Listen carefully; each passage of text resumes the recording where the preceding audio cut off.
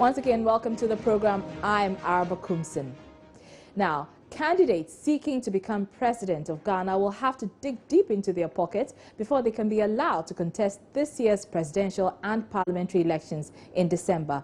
That's because the Electoral Commission has pegged the filing fee for presidential candidates at a whopping 50,000 Ghana cedis. The figure is 500% from the 10,000 cedis they paid in the 2012 elections. Parliamentary candidates will be expected to pay 10,000 cedis as against the 1,000 cedis they paid in the last elections. The new figure is actually a 1,000% increment from the previous amount. Well, the figures were announced yesterday following an Inter-Party Advisory Committee IPAC meeting in Accra. Already, the parties have raised concerns about the huge amount. The Progressive People's Party's Kofi Asamoah and the Democratic People's Party's Thomas Wardbrew say the amount is astronomical. Obviously, a conspiracy between the two of them to crowd out the growth of other political parties. That is why they'll be comfortable with these outrageous figures. All of us said that we don't accept these fees, if anything at all.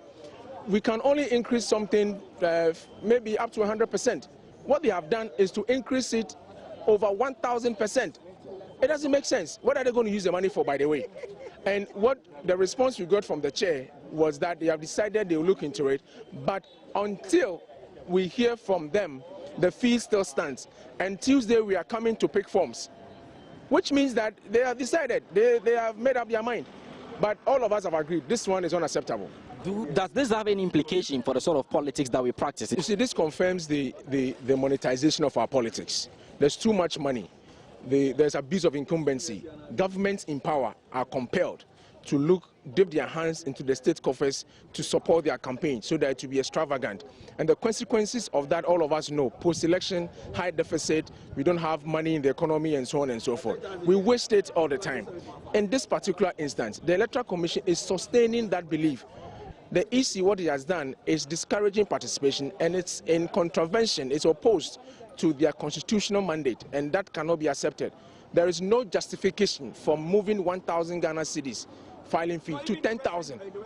They'll give us feedback, but I'm saying that until they give the feedback, they shouldn't go announce to anybody that these are the changes. But when are you supposed to pick forms, and wouldn't you should be able to pay up to this? Like what? You want to be the first gentleman of the land. You should be able to. Look, maybe some of us can pay 10 times, but the whole idea that a young man comes from university and all that, who have to find it difficult to participate. It's not good. Right? Look, in Hong Kong, let me tell you. I say Hong Kong. Hong Kong, the student, 26-year-old, he stood. He won. You don't listen. The people, they are part of the country. But what you're talking about the mood, you keep saying that people are suppressing some emotions. I'm saying that. Listen, you are talking about. Listen, it's a notorious fact that the conditions are tough in this country. So all that I'm saying that democracy, electoral matters and all that, they are by themselves explosive issues. Like? No, I said democracy, participation is such a right that everybody should feel free. Look, I wish people can just walk through, fill a form and participate. They should not even be involved in that thing. They should let a neutral body deal with that. So we could say like yours, does it make our politics elitist? Very much terrible. Okay, so in case nothing because see, that valve which enable people to ventilate their views by participating, whether they lose or don't get anywhere at all, is a relief mechanism. Okay. So in case what do you say to those who say it is a process to sanitize the system, because we have a lot of political parties that are not really active, so we need to cut them down? Look, but then you don't use a mechanism like this, which is a depriver. You don't. There are certain things you can hide behind it for good reasons. You see what I'm saying? But there are certain things, listen, if people cannot participate, what do you think will happen? When there is a looter, they'll just go into the streets and burn. You don't know. Has the EC set dates for the picking of these filing forms, and what would you do as a party, given that you have issues with the cause? I was telling them they should put their feet, especially on that thing. Even if they have to discuss with Parliament or government, let them do it. Because listen, this one, it can be a pretext. So people will just use this thing like that. Why do you put such a huge price on democracy? Okay, for so what? In case nothing is done about it, will you opt out? So that's the Thomas Wardbrew of the Democratic People's Party there. Earlier you heard Kofi Asama-Sian of the Progressive People's Party. Well, it doesn't appear the NDC will have much of a problem paying the amount. Here's the party's Director of Elections, Samuel Fosampofo. There have been concerns by especially some of the smaller parties raised concerns about the very strong views from some of the smaller parties because they felt that it's going to be very difficult for them to mobilize and get people across board.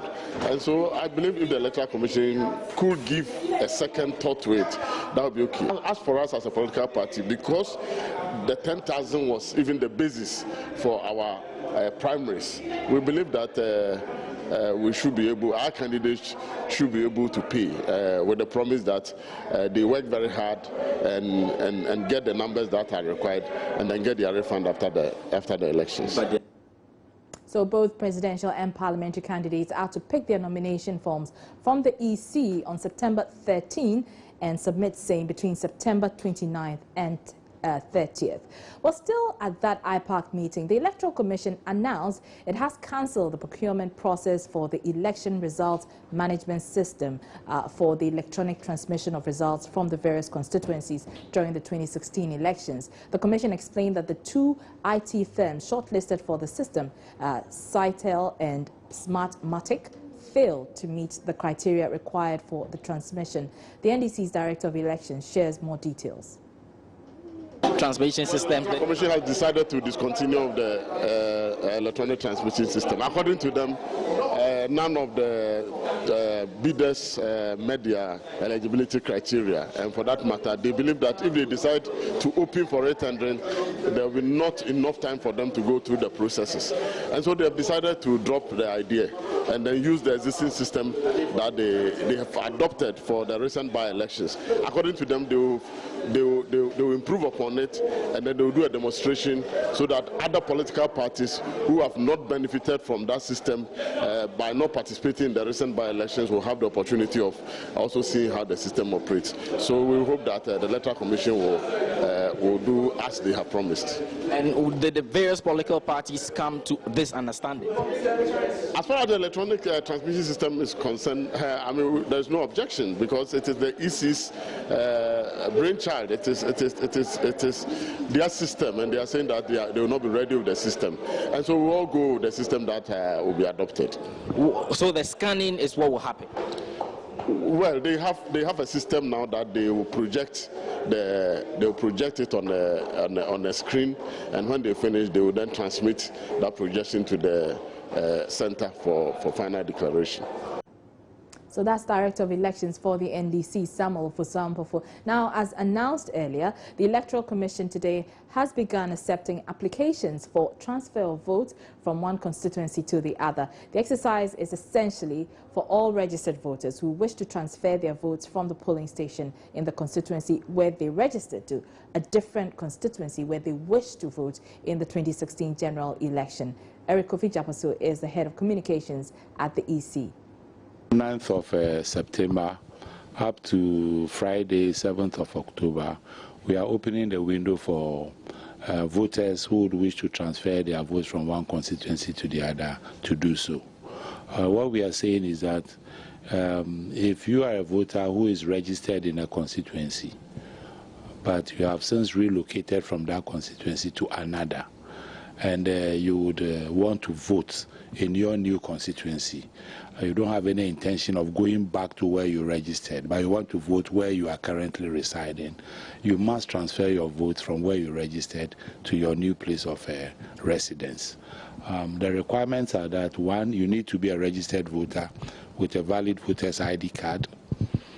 You should be resident in your area, in your new constituency for a period of not less than 12 months. And you must provide residential address and proof of residence in that constituency. Now, if you meet all these requirements, all that you do is that you take your voter's ID card within the stipulated period, you go to our district office in the constituency where you are residing, not where you registered, okay? Then they will be taken through the verification process to establish that indeed you are a registered voter.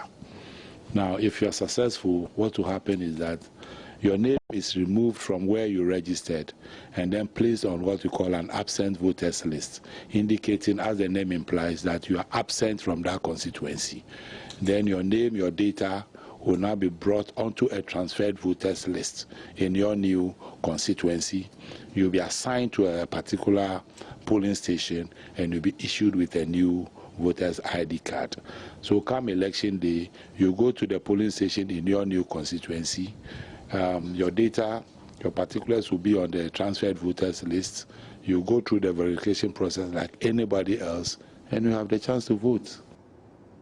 So Head of Communications at the EC, Eric Japasu, then that exercise is expected to end on October 7. Now, let's hit the campaign trail, shall we? Because the President, John Dramani Mahama, is wrapping up his tour of the central region where he's been campaigning.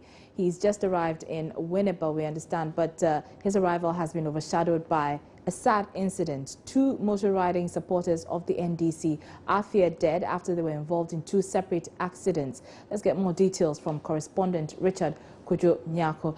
Kojo, this is a very regrettable incident. Tell us what happened. Well, you know what we see the campaign trail when supporters, some use motorbikes in those acrobatics, those gymnastics. They move here and there, and then they meander through the crowd. And sometimes they even precede the convoy, the presidential or the convoy of the presidential candidate. And so it so happened that these people were doing their regular acrobatics when doing politics and the rally time. And then they crashed. I mean, so the clash happened between 2 motorbikes at a separate place, and another one also occurred at a different place. So what happened was that after the clash, the other one went very high, and the impact of the accident went very high and then hit the ground. And the person was almost pronounced dead until the person was sent to the Winneba Trauma and Accident Center where he was officially pronounced dead. The other one also had some broken limbs and the blood was gushing out of the body like when there is a burst pipe. And so it left a sad taste in the mouth of a lot of people. A lot of the party supporters right to the Winneba Trauma and Accident Center. Irrespective of that one, the president has just arrived at the scene. However, well, Kojo, what is the president's itinerary likely to be like today? Well, today he's addressing a rally at Winneba. That is a Futu constituency. He arrived about 30 minutes ago, but before his arrival, there have been speeches upon speeches, and one notable one was one of the Muntie 3 people that was speaking or addressing the people that the MPP is not really a good party for anyone to vote for, and it would be regrettable. It would be unfair on the part of Ghanaians to vote out the performing NDC administration. According to him, they have created some kind of a history at the Nsawam prisons. They became the first most visited prisoners of all times in the history of Ghanaians. And so they have really shown, the NDC supporters have really shown that it is a party that when you belong to, you are loved by all people. Other people also spoke, including the regional chairman of the party, Ben Alusi Jacobs, and other people as well. The president has not spoken yet. From this place, the president will go to the Ewutu Senior constituency, the Ewutu Beku area, for instance, and then he will be addressing the crowd. And the campaign, the 5-day campaign tour is ending today, and after that one, the president will return to Accra. All right, many thanks, correspondent Richard Kojo Nyako there, and we'll touch base with him later on in the day as the president wraps up his tour. Now, the issue of trainee allowances has been a major topic of discussion in recent times. Only yesterday, the president addressed students in Cape Coast, and he said his administration was resolute and would not back down on its decision to cancel teacher trainee allowances. Well, as you may be aware, government hinted it will restore nurses trainee allowances. Vice President Parkwesi Imsa Arthur on Thursday addressed students of the Bolgatanga Nurses Training College as part of his campaign tour of the Upper East region. His address focused on the demand for allowances by trainee nurses. Watch. So I said no allowance, no go.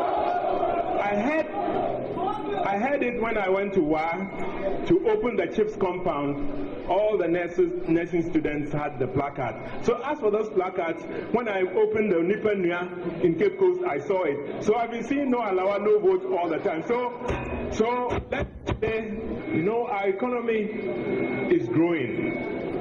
We have many needs. As I said, today we went to Nangodi, and the chief was talking to us about the need for a road, which means that we need to save some money somewhere to invest in a road for them so that their lives can improve. He asked about water. We need to find some money somewhere to find and produce water for them. So if you want an allowance, you may also have a community that doesn't have electricity. So when you go home, you want there to be electricity. But if the money for the electricity is used to pay an allowance, you'll be comfortable here, but when you go home, your parents, your siblings will not have the resources in order for them also to join the 21st century. That is the dilemma that President Mahama faces. How do we meet your demands for today, even as we plan for tomorrow? How do we ensure that we check you as you go to school to make sure that you have library books, you have libraries, you have equipment, and you have training that makes it possible for you not only to work in Ghana, but also to work outside Ghana?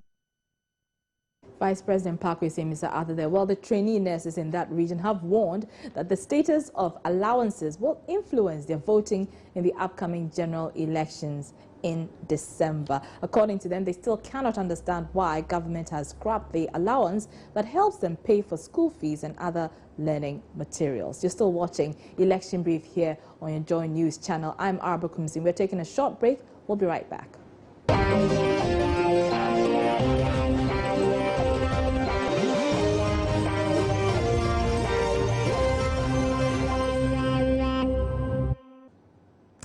Let's turn our attention on the opposition New Patriotic Party, which has been assessing its campaign after its flag bearer, Nana Akufo-Addo, wrapped up his campaign of the 3 regions of the North. Spokesperson Mustafa Hamid tells us after touring half of the nation, the party is taking a break this week to review its campaign.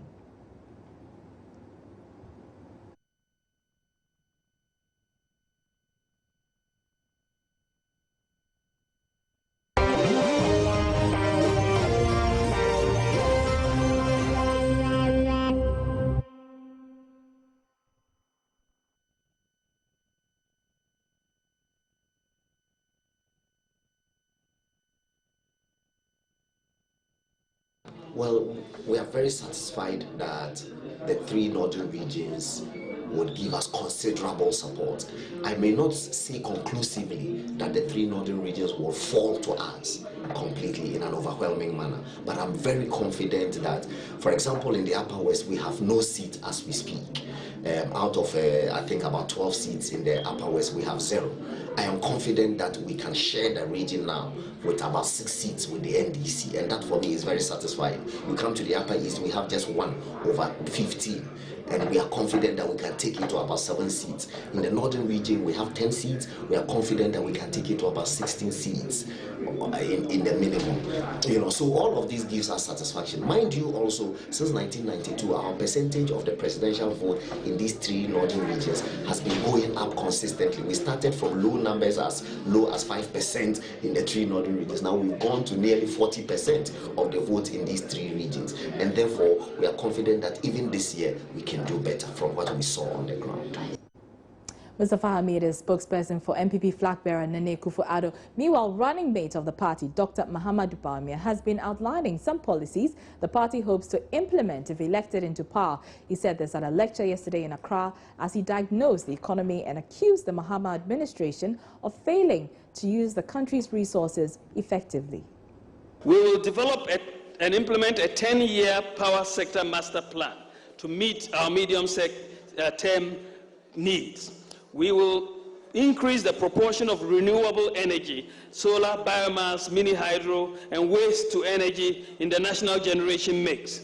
We will move rapidly to the adoption of a distributed solar energy solution for all government buildings and public buildings.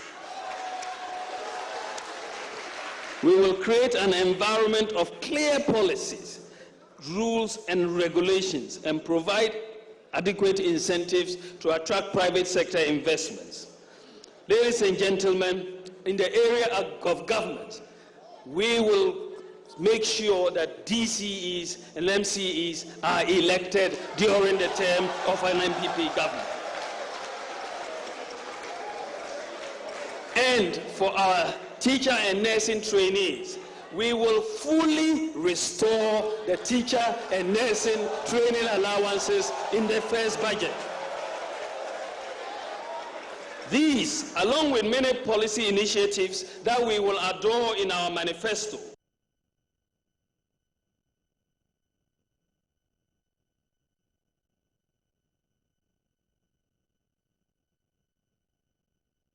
All right, so that's the MPP running mate, Dr. Mahamadou Bawumia there. Now, the Joy Ballot Box show continues today from the Takoradi Market Circle in the Western region. Today's discussion will put oil and gas on the election agenda and also explore what key oil and gas issues will influence votes of electorates, especially there in that particular region where Ghana's oil can be found. Ahead of today's program, Joy News has been finding out from some residents of the region how the oil find has impacted their lives. I've not seen any beneficiary of this oil and gas to me. Why? The reason being that we've been here for quite a long time before the oil came here. But since oil and amaniama are too difficult, one standard of living in Takoradi now is so high. You have worried us with the oil city tag. We cannot even rent rooms. Prices have shot up. Majority of the workers on the oil fields are not from Takoradi. They should employ residents of Takoradi or those from the Western region.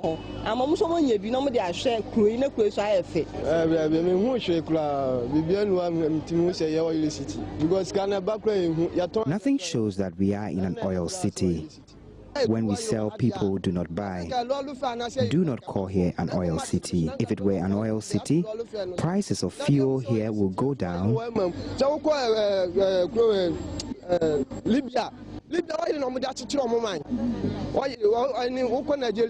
And transportation fares will also go down.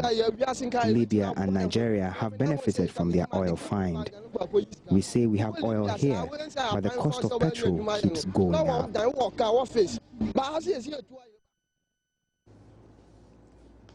So let's get on the lines now and speak to head of our political desk and host of Ballot Box, Evans Mensah. Evans, good afternoon to you. Good afternoon, Arba. Now, are we seeing the same level of enthusiasm from residents of Sekondi Takoradi as we saw in the various regions where the Ballot Box show was held earlier? Yes, the enthusiasm here, it's pretty much fever pitch. People are talking about the issues very passionately and they want to engage. I mean, the clip we just played just illustrates one side of the conversation. The other side of the conversation are people who have are confident that the oil and gas revenues have been used properly. But at the base of all this are real everyday issues that people are talking about. I mean, the number one issue, for example, that you hear us talk about tonight is employment, creation of jobs. And that is, I guess, one of the biggest concerns that we've seen in the ballot boxes across the country, except that here in the Western region, people are linking that to the oil and gas issues. The point you're making to us is that why are we not spending the billions that we are making from the oil and gas to create jobs for the people here? They talk about roads. And Araba, you recall last month when the president visited the Western region, after Danado also was here, there was a huge controversy about the nature of roads in the Western region. And we've seen that also come up quite strongly in the conversations we've had. People are asking questions about, there's some who are pretty happy, first of all in Takoradi, with the nature of the roads there, because the nature of the roads have been nicely asphalted, etc. But if you go to Secondary, the situation is slightly different, and that's the kind of interesting dynamics that we are seeing. All right, many thanks, and that's head of our political desk here at Joy News and host of the Ballot Box, and that program kickstarts in some 3 hours in Secondary Takoradi. Don't miss it. That's how we wrap up the show. I'm Arba Kumsin. Join us same time on Monday for Election Brief.